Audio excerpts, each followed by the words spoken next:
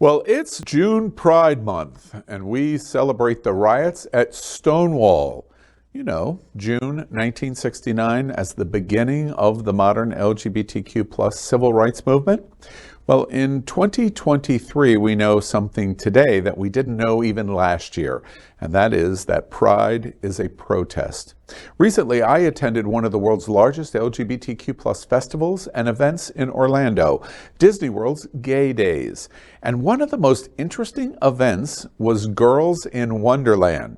Music, dance, parties, and especially lesbian and queer activism all came together seamlessly. It's why I'm so excited to talk to singer-songwriter Sonia Disappear Fear. So for everyone, welcome to Unapologetically Queer. I'm your host, Al Ferguson, and I am proud to talk to some of the most interesting people of our LGBTQ plus community. This program is unique because it is an unedited conversation. At Hotspots Magazine, Happening Out television network, our mission is based on the 10 pillars of the LGBTQ plus community. We believe our history is based on the communities of Black LGBTQ plus, Latino, trans, students and youth, seniors, HIV/AIDS, healthcare, business, social justice, and faith. And one of our strongest pillars is lesbian and queer women. Sonia, who you're getting ready to meet, has won the award for Best Female Artist of the Year for Almost Chocolate and the GLAAD Media Award for Best Album. This is what Americana singer-songwriter Mary Gauthier had to say about Sonia Disappear Fear. Quote, "My friend Sonia Rutstein has been making beautiful music throughout her long, brilliant, trailblazing career. Her new work, 23, which is her 23rd album, is a testament to the power of love, perseverance, and the power of truth. She's one of the true trailblazers in LGBTQ plus music, always leading with love. Sonia brings wisdom, experience, and a huge heart to everything she creates. I am now and always have been a fan of her work." End quote. So let's talk. Welcome, Sonia Disappear Fear. And Sonia, I understand first, let's get that right out of the gate, you're unapologetically queer. Is that correct? Yes. Yes. Yes, Unapologetic yes. about it too. Yes, I'm happy about it. Yeah. All right. Well, the original band, as I understand, formed in 1987, and it consisted of you and your sister. You, Sonia, known as Sonia Rutstein, and Cindy Frank as Cindy. And then it was expanded in the following year to include guitarist Howard Marksman. Your lyrics are noted because they're often addressing love, life, Baltimore, Maryland, LGBTQ plus rights, and progressive political issues. Tell me about your journey of forming the group and your career in music. It was really important to me to be able to express myself honestly in my work, to create the best songs that I could. And in order to do that, I had to be out. The whole purpose of art and music is really that communication, that connection with people. If I just had to talk to myself, well, that's one thing, but I really wanted to connect. So, and also when I came out, I realized that I had lost 10 years of my life, which was almost half my life at the time I was 22. And I just didn't want any other Sonias out there to have to be ashamed and shut down just because they love someone who's genetically engineered similarly. That seemed insane. So yeah, in that piece, that allowed me to love out loud through my music and through my life. Yeah, Sonia, it's important. when you say you lost half of your life, you're 22 or 23 years old, do you mean in your hiding of not coming out that you lost a large chunk of your life to that point in your life? Is that what you mean, or do you mean something else? No, I do mean that, but it's further than that. There was definitely, that disconnection made me like that feeling that I was the only one, what's wrong with me? All of these negative things, because before that, like I was, most talented and I had the lead in the play and I ran for treasurer in fifth grade, but I lost, and lots of things that I was very alpha, and active. And then when I really couldn't hide from how I felt, each day would sort of bring me darker and darker down this hole. So, yeah. It's interesting to me because we both, I'm older than you, but we come out of an era where we thought we had completely arrived. And this year in 2023, we launch, have done this for a long time, but like your music, we create this interview conversation program called Unapologetically Queer. And it's not an accident. We use the word unapologetic because we're a little shocked in 2023 that we're having to re-justify our existence in America. And that must wash over you of going, this feels like the early days of my life, of half of which I lost when I came out at 22 or 23. Exactly. You say it perfectly. It's so odd, especially I just finished a tour in Germany and throughout, all throughout Germany, bigger cities, smaller cities, throughout the entire country, 20 cities. And there was I do a song called By My Silence, which is in a previous album. And, I would say at the beginning of it, that the song is based on Pastor Martin Niemöller's statement that is on a stone outside the National Holocaust Museum, which says, when they came to the Catholics, I didn't speak up because I wasn't Catholic. When they came for the communists, I didn't speak up because I wasn't communist. When they came for the Jews, I didn't speak up because I wasn't Jewish. And now there's nobody left to speak up for me. And I would explain that song in my introduction and say, if you translate that to the United States at this point, when they came for the LGBTQ, I didn't speak up because I wasn't gay or trans, or when they came for the people of color, I didn't speak up because I wasn't a person of color. And now who will come and speak up for me? And I can't believe that I'm an American and, land of the free, land of like this creativity that we're based on. This is who we are. This is why we are. Everybody else knows that around the world, especially in Germany. And yet we're shooting our own hearts. Yeah, I don't know if you know, Sonia, I have absolutely no idea what you're talking about because I live in Florida and we're so free here in Florida. Oh, wait, I might have gotten that wrong just a little. We have a presidential candidate that is trying to erase lots of existence. What do you think about what you're watching from the politics, especially you're sitting in Baltimore? I think of John Waters. Every time I hear the word Baltimore, Yes. he pops right into my head. He's awesome. I think I might actually get to see him coming up. There's a really cool festival that I'm performing at called Hunfest, and this festival always starts off with someone singing "Good Morning Baltimore" from Hairspray, the John Waters musical, and he's very well loved, and he's so loved everywhere. It's a rare feat to be able to, in the same sentence, work in the name John Waters and Governor Ron DeSantis in the same sentence. But what do you think about what, from your seat in Baltimore, in the home of John Waters, beloved John Waters, what you're watching from Florida? It's scary. But I believe that we will come through. I believe that, I can't believe that with all the people that feel, that understand that what we are about and where we have come from, I can't believe there are people that really want to go backwards to that fear.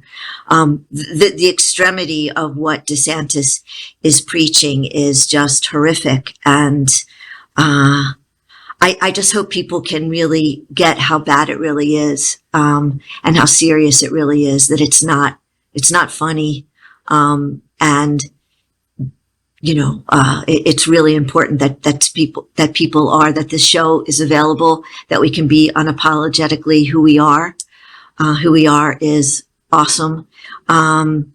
In Maryland, it really also defines the difference. In Maryland, I was awarded International Disappear Fear Day, which is a day of celebration of lesbian rights, of all LGBT rights, of all of us in our different humanities, and all of us in our different colors in and out. And the state of Maryland recognized that. And it's 2/18, it's February 18th, and there'll be festivals and things happening along those lines, and all kinds of creativity, because it really asks the question, what would you do in your life if you weren't afraid? And I think that's what people in Florida, perhaps more than anywhere right now, need to ask themselves. What would you do if you weren't afraid? And to do that.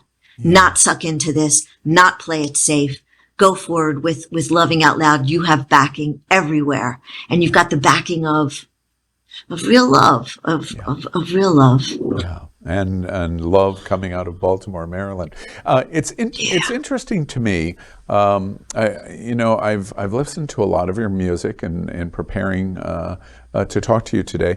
I'm curious, when you were in your 20s and you formed the group and you start to creatively develop your music career, were you always an activist? Were you always politically progressive in your music right from the very beginning? Or is that something you grew into in comfort?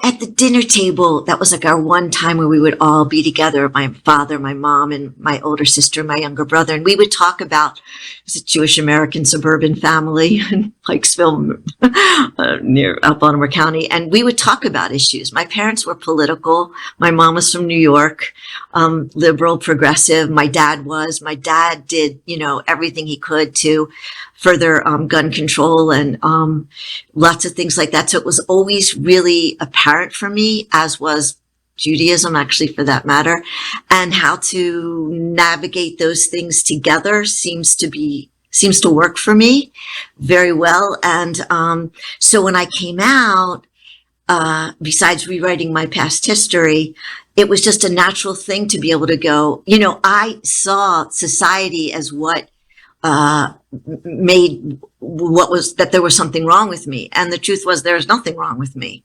at all. So I was always political. I wrote folk songs. I was really into Phil Oakes music, kind of was a contemporary of Bob Dylan, if you haven't heard of Phil Oakes. And so it was natural for me to just move in that direction. I was already writing, political songs and stuff. So. Let's dive into your music and the inspiration. One of my favorites is Adele. I thought about you because Adele names her albums based on the age she was when she writes them, and you know exactly what the title means on an Adele album. Your new album that's coming out this fall follows that same kind of numerical strategy, different, because it talks about the number of albums you've done.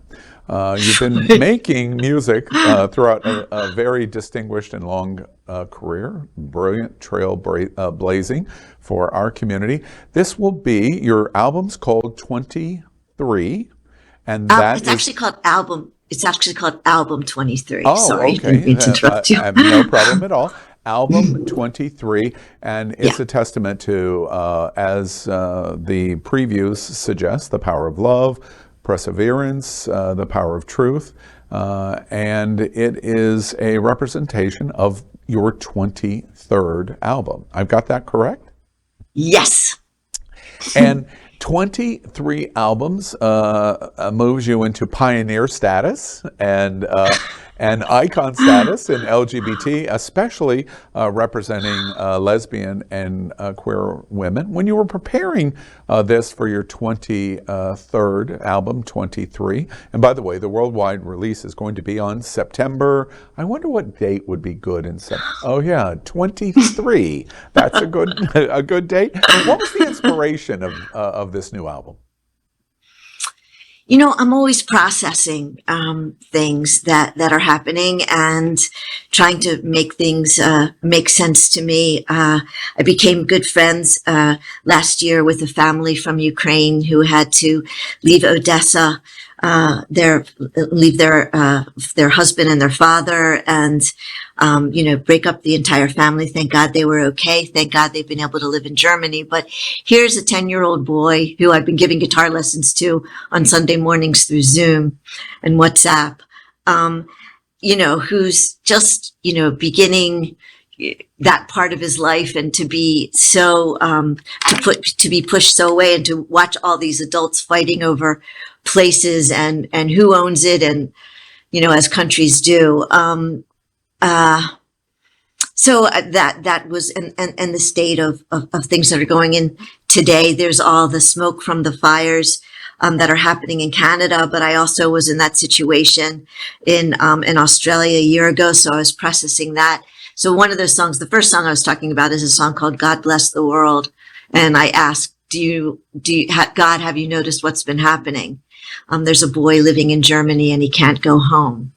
So fortunately, he's young and adapting. But in another song, I speak to the idea of it's called "Ghost of the Kangaroo," and I wrote it about the selfishness, really, and the doing nothingness by the head of the government in Australia when the fires were happening. To some degree, they just like the Prime Minister went on vacation, while firemen are dying and half of the livable country is burning. And it really did look like black toothpicks. We drove from Sydney up to a festival in Brisbane, about 10 or 11 hours, I think it was.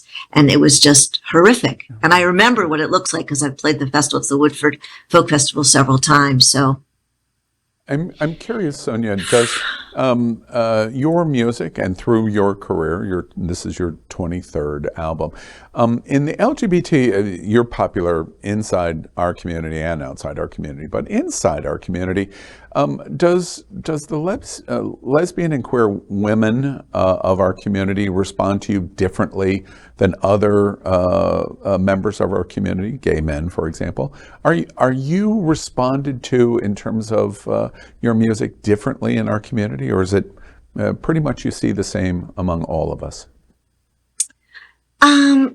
I think songs and statements, or my lyrics, resonate for people in a very personal way. And there's not it's different for everybody. Some people are very moved by my voice. Some people are very moved by a particular lyric. Some people think some of the music is like an earworm, and they got to hear it again and again and again, which I love. So I don't think I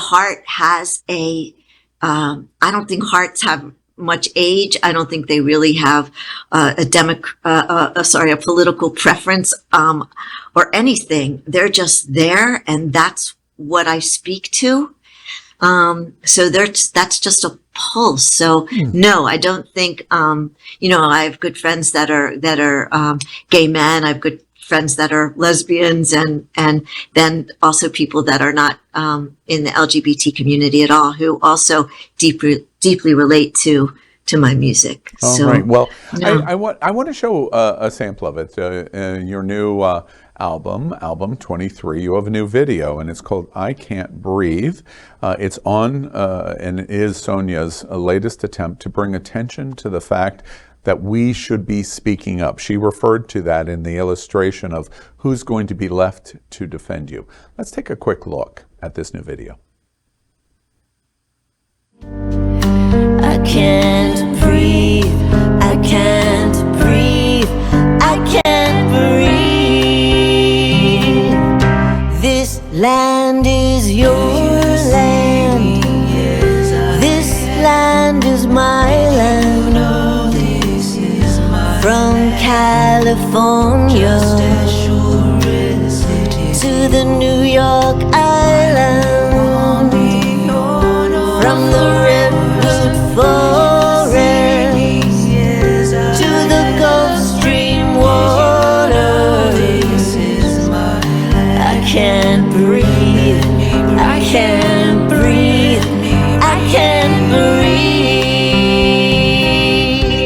I love the sampling there. That is absolutely just awesome. Sonia, what was the inspiration of doing that?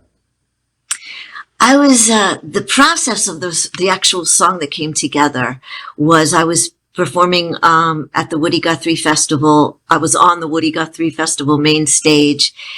So many things were happening in the summer of 2017, and I believe that was when the mantra Black Lives Matter was born.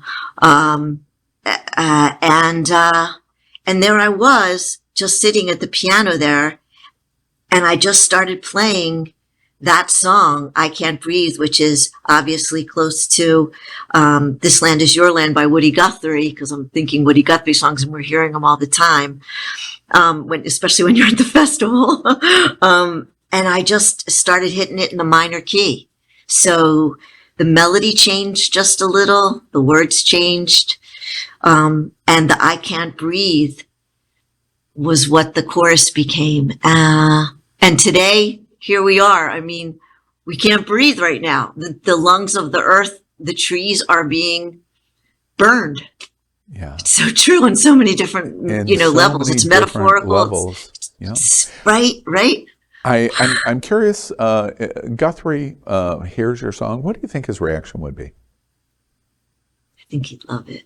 Yeah, I think he would love it too, because he's heard it 10,000 times. Played 10,000. He had heard it 10,000 times. So it's an interesting turn of phrase to sample in that way. Right at the heart of it, even in that song. This land is your land and my land is really a protest song. A lot of people hear it and they hear the melody and the melodic nature of it, but it wasn't. It was a protest song, and you've even amped it up even farther. It just reminds me the country is facing an avalanche of anti-LGBTQ plus laws, anti-Semitism, refugee issues and immigration, police brutality. It seems to me your songs are more relevant than ever. What do you think about what is happening to the LGBTQ community and all of these laws that are being passed against children and Don't Say Gay and the trans community? Now drag queens are, sexualizing and grooming our children. Where do you think all of this is going from your seat? I think it will swing. I think it's making people rise up, like yourself, like the people that are working here at this network. I think it's very important. It's very prevalent. And I think I really do believe that people who are none of those things will see the idiocracy of what they're trying to do. The real issues here in the world are not, this is a show. The real issues are not of LGBTQ or anti-Semitism or what color your skin is. The real issues here are greed and economic. And it's just a dance to let I think the media to just sort of, play with some of this, when the real things we need to do is, make sure our earth is going to live and get some equalization among, the wealthiest for the survival of the earth and of the people of the earth. I want to take a moment to talk about faith, your faith. You've referenced it a number of times. I've read much of what you have said. You frequently reference it. Our mission as a nonprofit LGBT media organization is based on what we consider the 10 pillars of our community. And we proudly say one of our 10 pillars is faith. And embracement of faith or lack of faith, or the ability to discuss faith. They're all part of that pillar. It's interesting to me recently, and I want to ask you about the commercials, the national campaign that we watched, especially in television, about the growing rise of anti-Semitic attack in America, and the issues where we see a television commercial of the number of times that we're seeing in protest that Hitler was right, as just one example of the growing level of anti-Semitism. I have read so much that where that campaign in the Jewish community was embraced the most in America was by LGBTQ. That they watched those commercials and it felt completely, oh, I understand what this is all about. And they understood it instantaneously and therefore merged attacks, anti-Semitic attack, to LGBT attack. What do you think about the intersection between the Jewish community and the LGBTQ community in America? I think it's really, excuse me, I think it's really, really important because it is, you know, first Hitler was disappearing gypsies and there was a whole progression of it. And I think the LGBT community is hip to that. We know what it's like to feel ostracized. We know what it's like to be bashed. And we also know what the truth is, you know, that we are who we are and we're essentially awesome. And I love it. I think that's exactly the point. The point is to embrace each other, you know, our qualities, our you know, we have so much space and so much humanity, that I believe that, you know, that's where our power is in that connectivity. Yeah. So, and along with Black Lives Matter, along with, well, you know, whatever flavor you are or prefer. Right, that was going to be my follow-up question. You're a songwriter that frequently is progressive political activism in your music.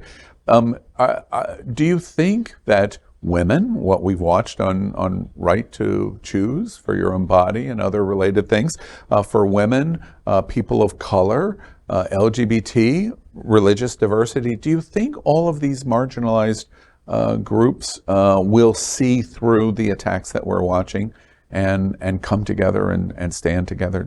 Are you optimistic that that's going to happen? Yes. Yeah. I really am. I mean, I am. I think we've got a good foothold with it. I think it's gotten to a place where it's so, it's important. I think we will make it through. I do. Of course I do. I mean, I have to. Yeah. You know, that's why I feel you and I are here. Yeah, exactly. I want to talk about something else that is of great interest to me, and that's your community. I want to talk a moment about lesbians and queer women. And the reason I want to talk about it is you are interesting to me in the longevity of your music career, your 23rd album coming September 23rd. Lesbians and queer women are often not as recognized in our own community as we might like. White gay men seem to be front and center in our community and have been for a long, long time.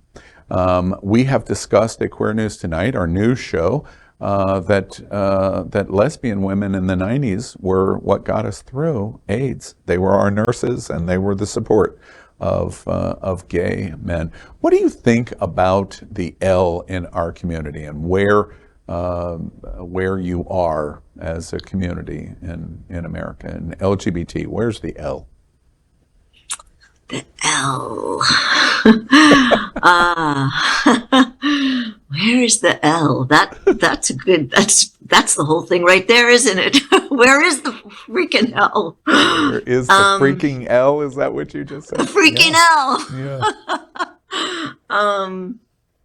Well, you went to a big party this weekend. The freaking L was there. You know, I'm very philosophical and I love to play with words. And L is another name for Jehovah or God or Hashem or whatever. That's another name for God. So where is the L? Where is the God? I do that in my brain. I sort of see it different ways or ways that are similar because the way words get played with. But I guess we need to be louder. I mean, you know, I think maybe the L should be for loud. Maybe it needs to be a double L, like a loud lesbian. Yeah. You know, because that I think that's really, really important. And I think it is said. I'm not so sure. It's said with like, oh, did you know she was gay? I mean, like, Rachel Maddow or, which I adore. Other people, I mean, who are out, who are lesbians, who are expressing their opinion. I don't think it says, lesbian underneath them. And I think some people know and some people don't. I'm not really sure. But obviously we are who we are. So we're processing our lives through our windows, which is for me, a lesbian, Jewish, American, Baltimorean, blah, blah, blah, window. I think we need to be louder. But I think the L in it needs to be louder. I agree. Sonia, do you think that is because women in America are just naturally raised and their experience is to be more quiet than men, and as a result that spills into the lesbian community? Do you think that's the reason that happens? To some degree, yes. I think that also there's a question as to should we be louder or should we try and create more peace? I mean, I think that there's maybe a little struggle about that, because you want to create the peace for the children, show that you're a mature adult, show that you're bigger than this, show that this isn't running your life. And at the same time, you also want to say, hey, you need to be loud about this. You need to confront that Planned Parenthood is a good organization. Democrats are a good organization. You should be.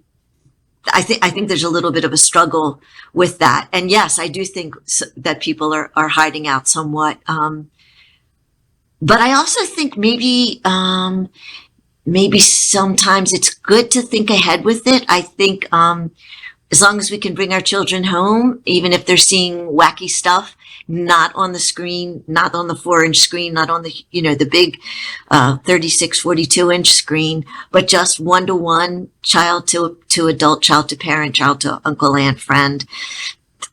I think that's really important to get that, to get that information, not just relying on media and other people, because there's a lot of fights there. I want to connect your queerness to your music. A great opportunity for me. I've been around gay men, gay community. We live in dance and music. Women in our community, like your music, is a bit different. Explain to me how your queerness affects your music and art. That might be different than the kind of music that I'm passionate about. How does it influence how you perform, what you write, etc.? How does it different? Well, I think, and I want to, but also, which I haven't done yet, I should have done this probably at the very beginning. I just want to really thank you for asking me these questions and making all this available to me. It's very heartening, and I really am grateful. And these are great questions. I think, I like all kinds of music. I listen to all kinds of music so I'm not sure I'm answering the right question here, but I think what you're asking me is how does it show up sort of in lesbian culture? Yes. And, the very first, largely distributed Disappear Fear album was called Disappear Fear. It came out on Rounder Records in 1994. And it's a black and white photo of me and my sister, the essence of Disappear Fear at the time. And the only color in the photo are these freedom rings that I'm wearing. And it's sort of it's on my back. So it's like my back, my face, and the freedom rings are in color. And I know straightforward that, that album has saved, people's lives, that young people had seen it and decided, oh, I'm not the only, this is 1994, I'm not the only gay person in the world, and it's possible to go forward, and someone feels like me. And I still think there's so much miscommunication about it. So because we're just inundated, we don't even know what hand in front of my face. It's just, we're so inundated with the heterosexual world still, and all these stereotypes and stigmatisms, that it's really important to nurture ourselves and each other. And I think in lesbian culture, it's just part of, especially when I first came out, it was so empowering to me too, to be able to play, at Michigan Women's Festival and just play for, 6,000 women who were also lesbians. It was amazing. And that was in, like my first one, I think was 1988 or 89. And, that was so cool. And it still is. It's like, it's nice to be in a, all women's space, with a whole bunch of lesbians. But, it's not like, but yeah, it's not like, it's different than the gay male lifestyle. I guess they're vacuuming or something to my music. Right, exactly. One of the last things I want to ask you about is, of course, I want to come back to June Pride Month. And as everybody knows, we're celebrating all over America and all over the world. I know you don't speak for all queer women, but I'm just curious from your point of view, the longevity you've had in producing music and writing music and your progressive political activism. What do you think in this June Pride Month that lesbian and queer women would like to see from the rest of the LGBTQ plus community? What would you like to see from us? People like me, gay, guy, Al, this is what you should be doing for my community. What should we be doing? I think we should be living the best lives we can. I think we should take ourselves more seriously. And I'm really glad that it was a big party in Florida, but you were also talking about how there was a political infusion from the lesbian performances and comedy and music that you saw and dance. And I think that's important. I think we need to be a lot more vocal about who we are and take our choices seriously, what products we buy, who we're watching on TV, where our money is spent. I think we need to be a lot more cognizant of that. And I think we are all the trailblazers because we chose, we didn't go like, it's just like, we became gay because it was what we needed to do to fill our hearts and our souls and to be closer to God or what made sense in our lives, and including our libido. So, I think we could take ourselves more seriously. And Sonia, in that I think we'll have more joy. That is so well said. And just between you and me, if you promise not to tell anyone, because I can never admit this publicly, I went to all of the big platform events. We were presenting sponsor of all of the big events in Orlando. I make the joke, but you can't tell anybody, Girls in Wonderland for the win in Orlando. They were absolutely the most incredible event at Disney's Gay Days 2023, which is absolutely fantastic. The balance of entertainment, and we're going to get in your face and roar over what we're watching in Florida. Simultaneously, we can do both things. We're adults. We're capable of enjoying ourselves, singing our music, laughing at our jokes, and being politically in the moment, all simultaneously. The girls accomplish that. Awesome. You need to check out more on Sonia. Album 23 coming September. Wait, what's that date again? Oh yeah, September 23rd. Check out Sonia Disappear Fear.com. There's all kinds of great information, history on Sonia, the experience of the band and her music and inspirations. And there's so much to learn about her. If you do not know Sonia, the women that are watching, I already know how much you know about it. But to everyone else, pay attention to it. Sonia Disappear Fear, thank you so much for joining us today on Unapologetically Queer. Thank you. Thank you.